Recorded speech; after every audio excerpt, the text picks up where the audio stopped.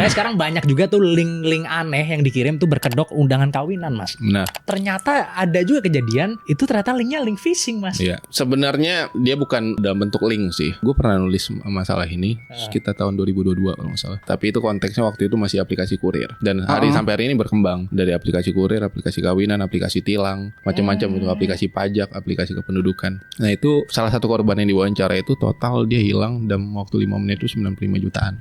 95 jutaan bapak-bapak di Jogja, di Sleman. Akhirnya ya udah, karena udah resah kan kita kan dari komunitas cyber security kayak ngelihat ini kan sesuatu yang mengganggu masyarakat tapi nggak ada tindakan, nggak ada yang jalan nih buat ngatasin masalahnya. Akhirnya seorang teman nulis soal itu, terus akhirnya dia dapat satu pelaku, terduga pelaku. Gue juga akhirnya nulis, terus ngelakuin investigasi terhadap aplikasinya. Akhirnya muncul lah satu nama terduga pelaku.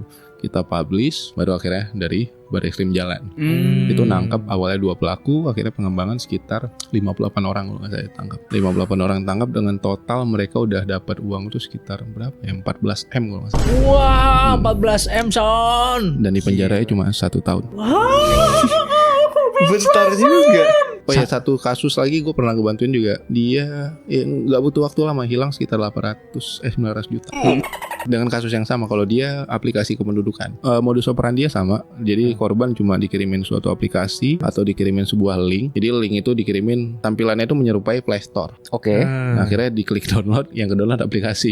Gila ya. Akhirnya aplikasinya itu diklik, akhirnya aplikasinya masuk. Ya udah kan, itu udah punya full akses. Kalau dulu itu waktu zaman aplikasi kurir, dia cuma butuh aplikasi itu cuma butuh akses ke SMS karena dia butuh akses buat OTP kan. Oh gila. iya. Kalau aplikasi kependudukan kemarin terakhir pas gue ngelakuin forensik itu kayak itu dia punya full akses, benar-benar full akses. HP korban tuh dia punya full. Dan kayak ngelihat dia akhirnya nguras rekening korban secepat itu, ya udah. Dan lucunya dia itu nasabah prioritas. Wah, masih kena juga sonda prioritas son. Mana yang Tapi nggak prioritas son? anomali detectionnya nggak berfungsi gitu. Jadi nggak lu prioritas atau enggak tetap nggak ada bedanya. Iya sih, karena HP yang kena ya kan. Iya sih, nggak tahu sih. Seharusnya bank bekerja ketika ada anomali detection itu seharusnya kan mendeteksi kok bisa tiba-tiba orang yang selama ini rekeningnya nggak ada interaksi dengan nominal yang sangat besar tiba-tiba ada transaksi besar. Seharusnya itu kalau sistem anomali detectionnya berfungsi itu nggak terjadi. Seharusnya